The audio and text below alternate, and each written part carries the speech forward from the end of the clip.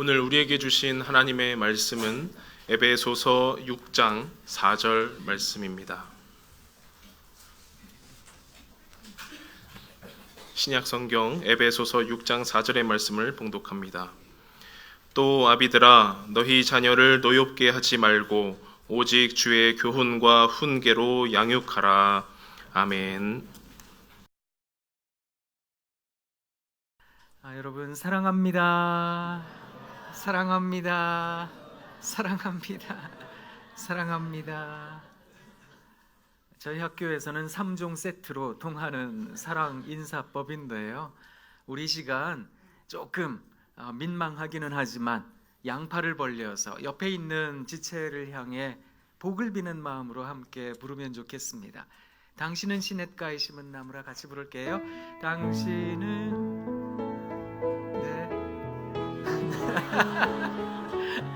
기대치 못했던 호사를 누리고 있습니다. 당신은 시냇가에 심은 나무라, 심은 나무라.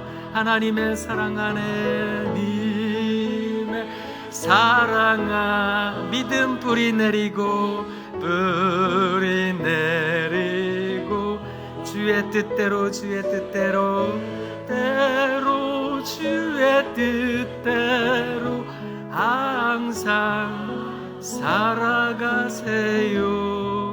저를 보고 하지 마시고 옆에 앞뒤에 민망하게 해드려서 진짜로 죄송해요. 그런데 우리 한번 힘을 내서 용기 내어서 다시 한번 더 고백하도록 하겠습니다. 당신은 시냇가에 심은 나무라, 당신은 시냇가에 심은 나무입니다.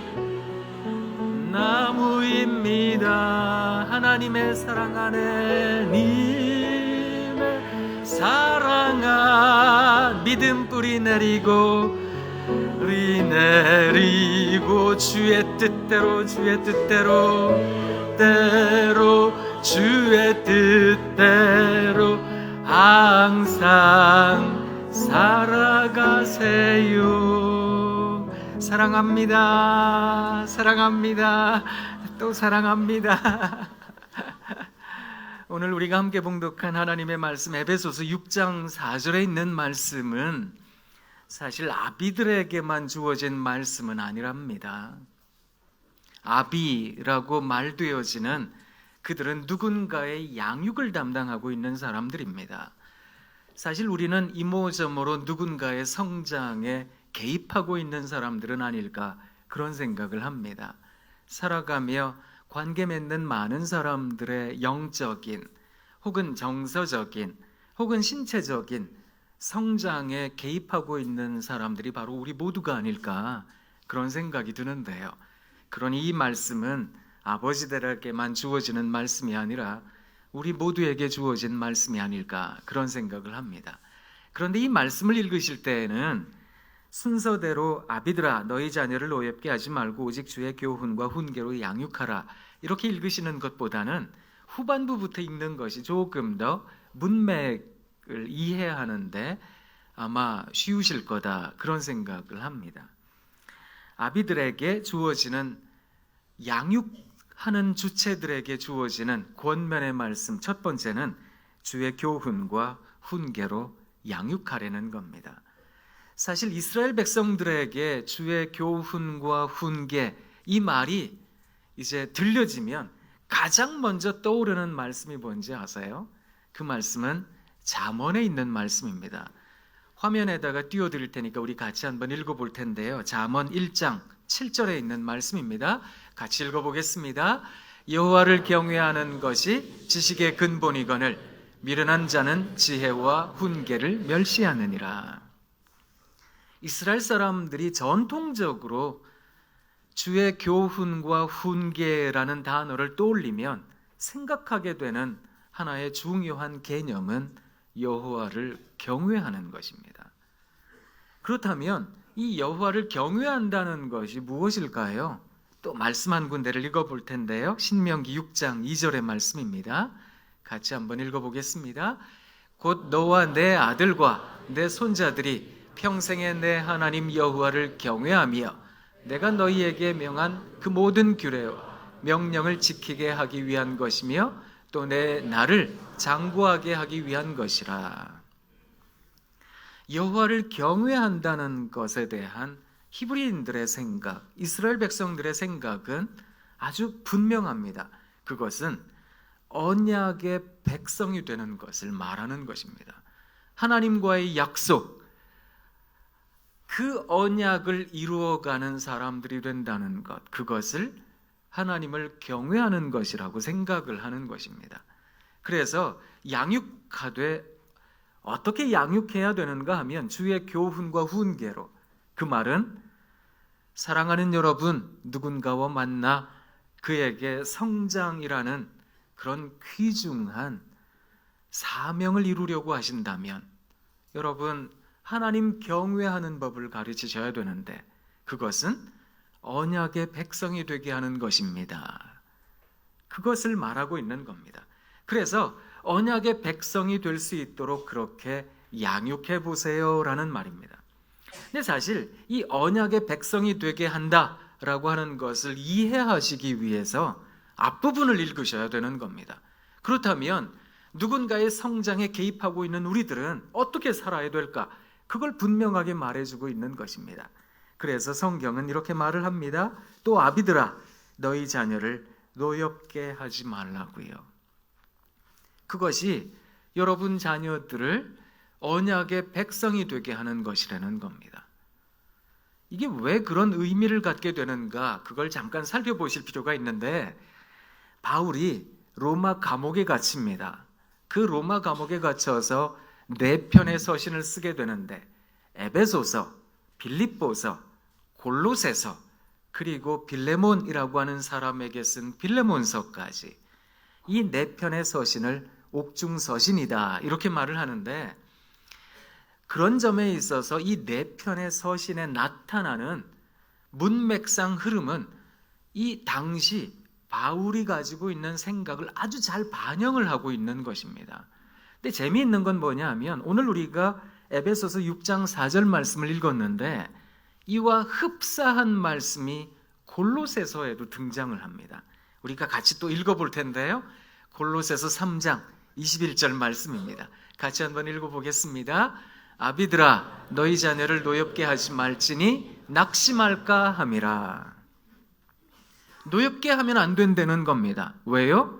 자녀들이 낙심할지도 모르니까, 낙심하게 될 테니까 노엽게 하면 안 된다라는 것입니다. 그런 점에서 오늘 본문을 어떻게 이해하시는가에 대한 발판을 사실은 골로새서가 우리들에게 전해주고 있기도 한데요. 여러분 자녀들을 양육하실 때 분노하게 하거나 노엽게 해서는 안 된다는 겁니다. 이건 아이들을 단지 화나게 하지 않는 것만의 문제가 아닌 겁니다. 이건 아이들을 낙심하지 않게 하는 것의 문제라는 겁니다. 성경에 나타나는 낙심이라는 단어가 있는데 이 단어가 어떨 때 주로 적용이 많이 되는가 하면 우리 하나님께 혹은 하나님 믿는 백성들에게 이 낙심이라는 단어가 연결이 될 때가 많습니다. 그래서 성경에 나타난 낙심이라는 단어의 용례를 살펴보면 우리 하나님께서 가지고 계시는 속성, 그 속성 하나가 심하게 침해당했을 때 혹은 이스라엘 백성들이 지켜야 할 아주 중요한 일치성을 잃게 되었을 때 이 낙심이라는 단어가 어김없이 등장을 합니다.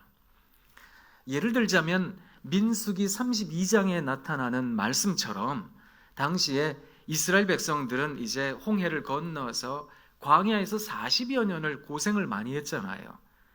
그리고 나서 하나님께서 약속하신 언약의 땅, 이제 가나안 땅에 들어가게 되는데 요단강을 건너 그 땅으로 들어가야 되는 겁니다. 그런데 요단강을 건너 그 땅을 들어가기에 앞서서 르우벤 자손과 갓 자손이 당시 이스라엘 백성들에게 12지파, 그 지파가 가지고 있는 권한도 막강하기도 했지만 이들 모두가 한 마음 한 뜻이 되어 하나님의 언약을 지키고자 했던 겁니다. 그런데 르우벤과 갓 지파는 요단강을 건너가는 걸 그렇게 좋아하지 않았습니다.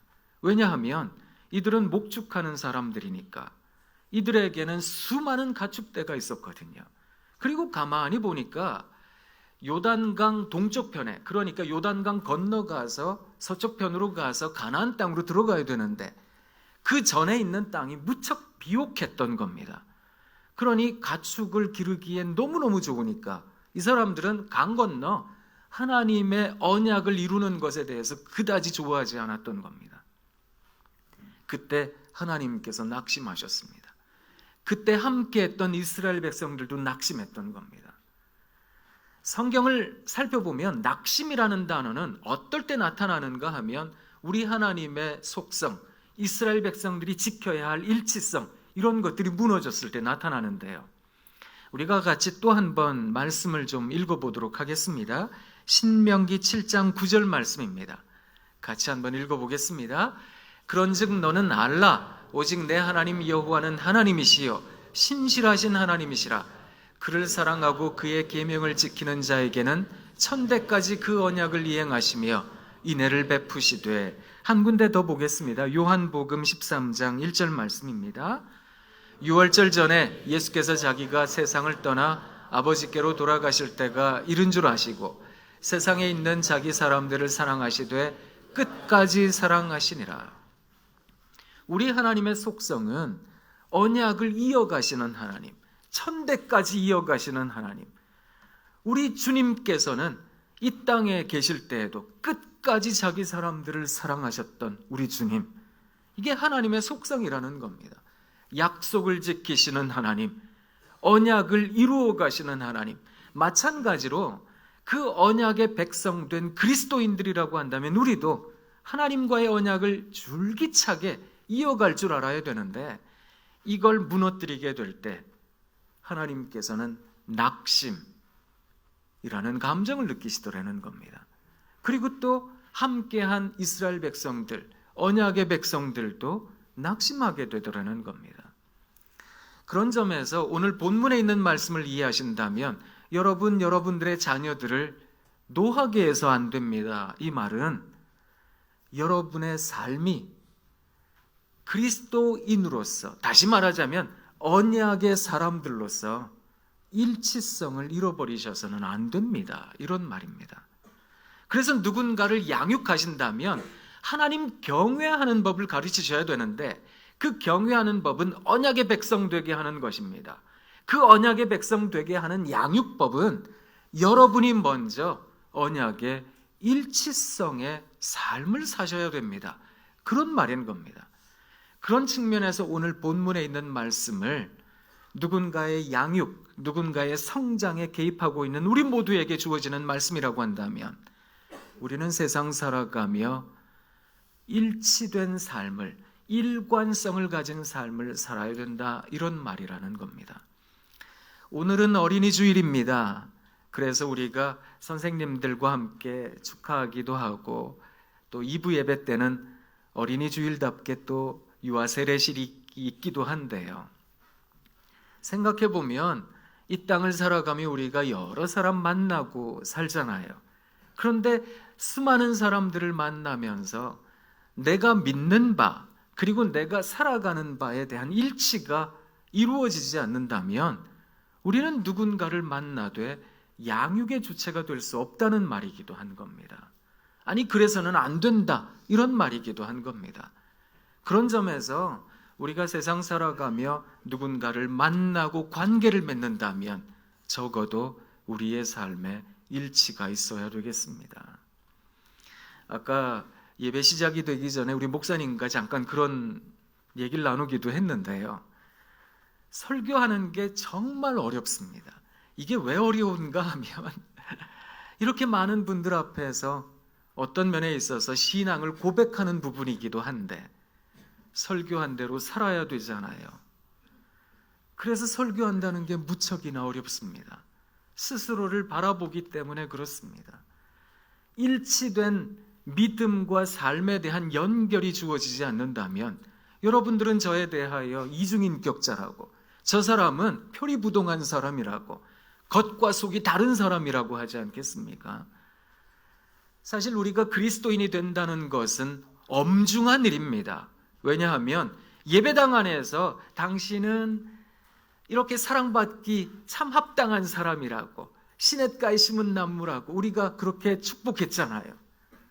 그렇게 집에서도 살아야 되는 것인데, 이렇게 거룩한 모습이 사회에서도 이어져야 될 텐데, 이걸 생각하면 한없이 하나님 앞에서 부끄러워지는 우리가 아닐까, 그런 생각을 합니다. 그래서 사랑하는 성도 여러분, 이 어린이 주일에 다시 한 번 더 마음을 다잡으시길 그저 외람되지만 권면드립니다. 그래서 힘내셔야 돼요. 우리의 삶이 곧 신앙이 될 수 있도록, 우리들의 신앙이 곧 우리들의 삶이 될 수 있도록 노력해 주시는 여러분 되시면 참 좋겠습니다. 근데 그렇게 살아간다는 건 쉬운 일이 아니거든요. 그러니 때로는 아이고 참 이렇게 살아도 될까? 처세지술, 처세술이라는데 이 세상 살아가다가 보면 둥글둥글 좀 이런 모습도 있고 저런 모습도 있어야 되는데 그렇게 생각하실 텐데요. 일관된 모습을 갖는 건 때로는 바보처럼 여겨지기까지 합니다. 혹시 여러분 그 왜 자기 앞의 생이라는 소설 혹시 기억나세요? 예전에 혹시 읽어보셨는지요? 에밀 아자르라고 하는 가명으로 유명한 사람이지요. 로맹가리라고 하는 사람이 쓴 소설입니다. 이 소설에는 모모라는 아이가 나오는데 이 모모라는 아이에 대하여 또 다른 소설에 나오기도 합니다. 미하일 엔데의 소설에도 나오기도 하는데 우리가 왜 예전에 7080 왜 가요 중에 그런 노래 생각나세요? 네, 그 노래예요. 날아가는 새들의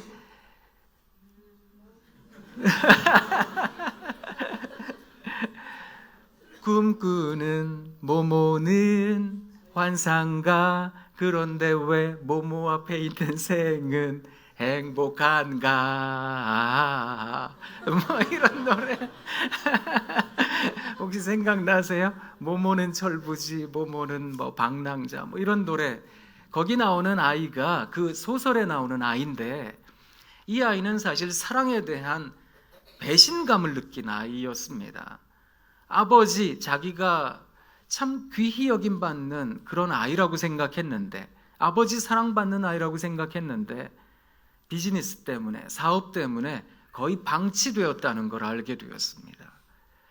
그리고 자기를 길러준 로자 아주머니, 유모가 정말 자기를 사랑했던 줄 알았는데 사실은 아버지가 보내준 수표 때문에 자기를 길렀다는 것도 알게 되었습니다. 이렇게 사랑의 좌절을 경험한 이 아이에게 하밀이라는 이름의 할아버지가 있었는데 이 할아버지가 자신에게 주어진 사랑을 살아가는 방법을 깨우쳐 줬던 겁니다. 이 할아버지는 독특한 할아버지였거든요.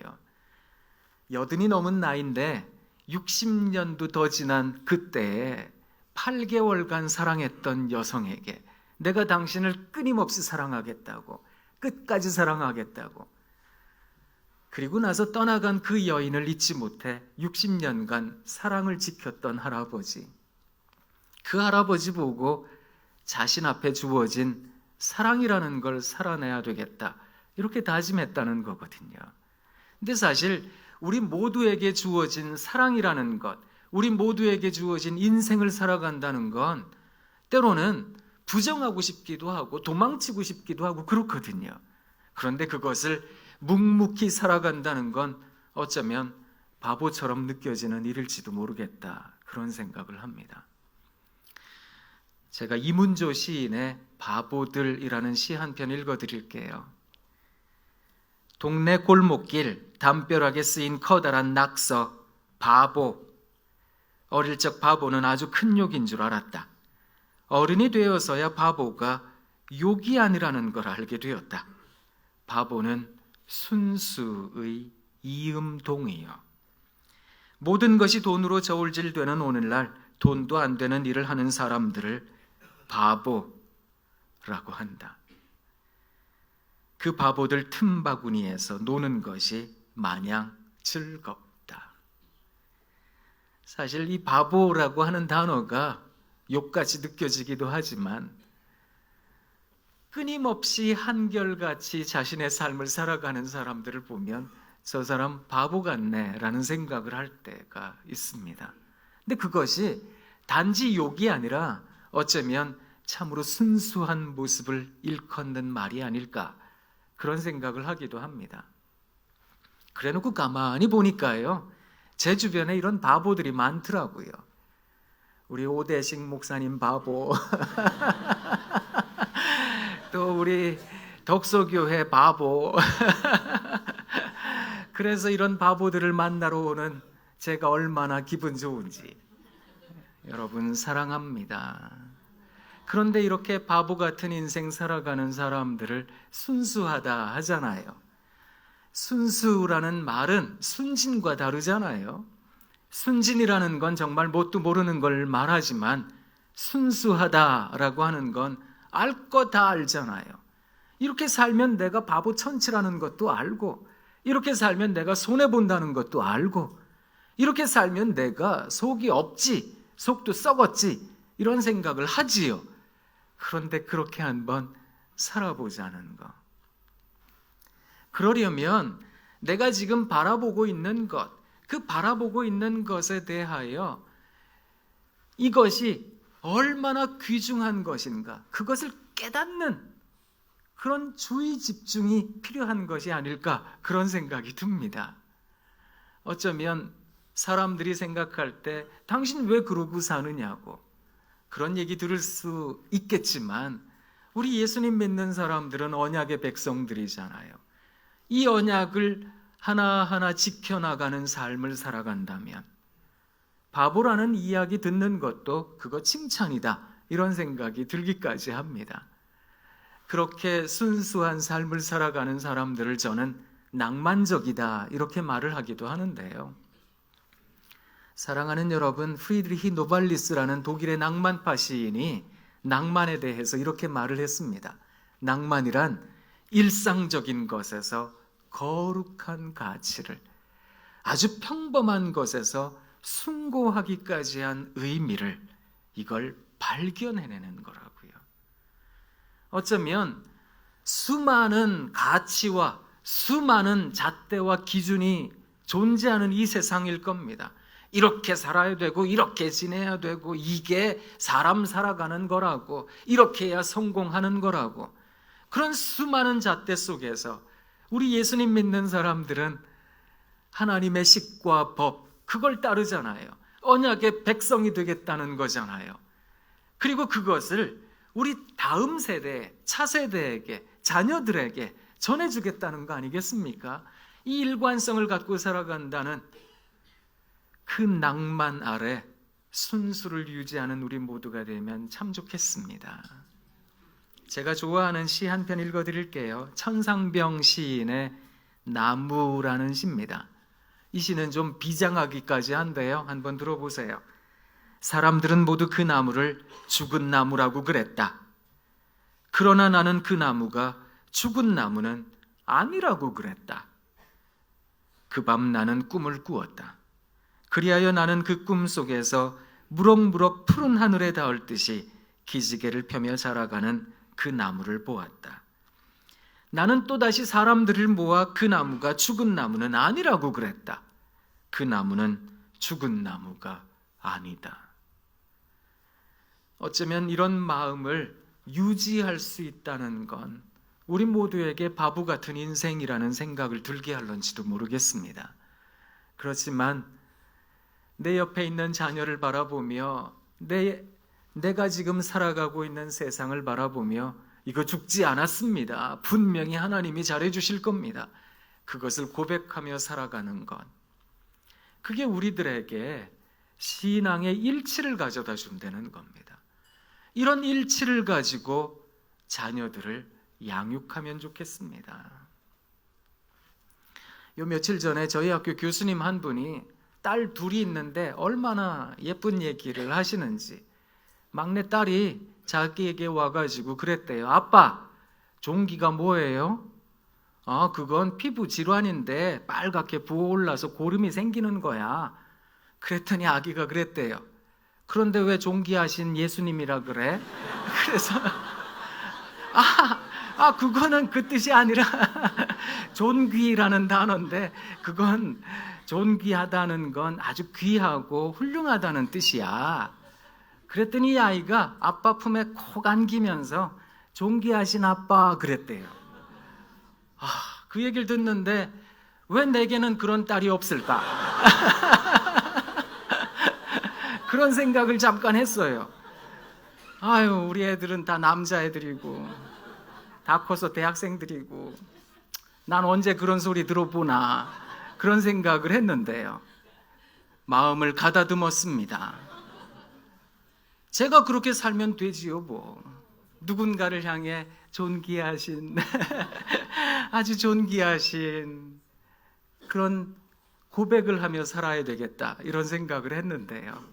우리가 가지고 있는 어쩌면 배신감, 패배감, 실망감, 낙심, 이런 것들은 세상이 내게 주어지는 그런 여러 가지, 세상으로부터 우리가 받는 여러 가지 삶의 부조리, 그리고 역설과도 같은 딜레마의 상황, 이런 것들 속에서 우리는 엎어지고 무너지기도 할 테지만, 사랑하는 여러분, 우리의 삶의 일치를 이루며 살아야 되겠습니다. 그 일치된 삶을 살아간다는 건 어려우나 행복하나 또 기쁘나 슬프나 언제나 한결같은 모습으로 나타나야 된다는 겁니다. 자, 한번 고백해 볼까요? 앞뒤 옆에 계시는 분들에게 우리 두 눈을 크고 동그랗게 뜨고 한번 감탄해 보도록 하겠습니다. 우와, 이야.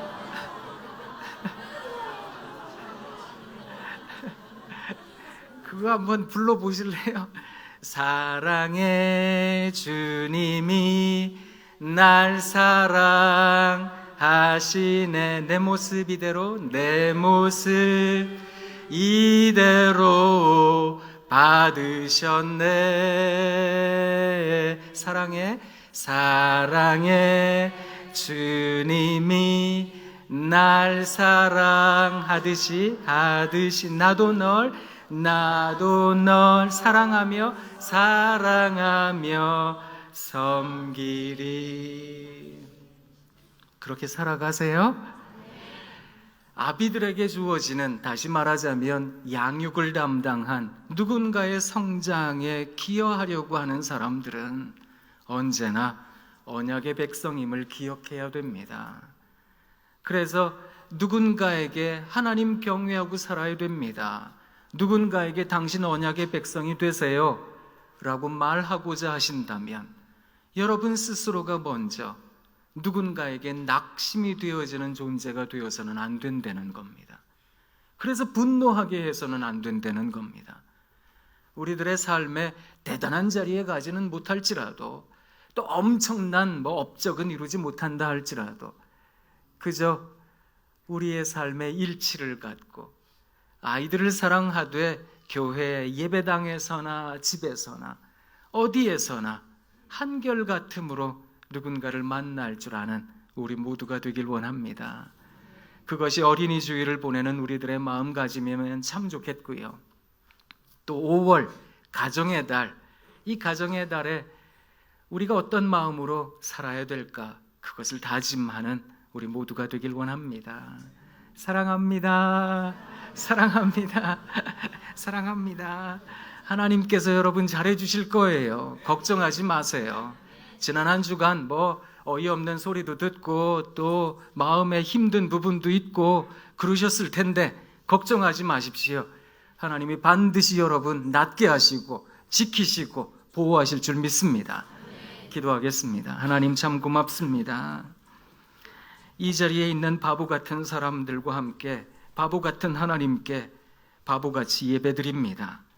하나님, 우리의 예배에 언제나 임재하여 주셔서 우리가 드리는 신령과 진정의 예배를 통해 하나님 홀로 영광 받아 주옵소서. 다시 한번 다짐합니다. 하나님, 우리들의 신앙과 삶이 하나님 보시기에 하나가 될 수 있도록 은혜 베풀어 주시옵소서. 예수님 이름으로 기도합니다. 아멘.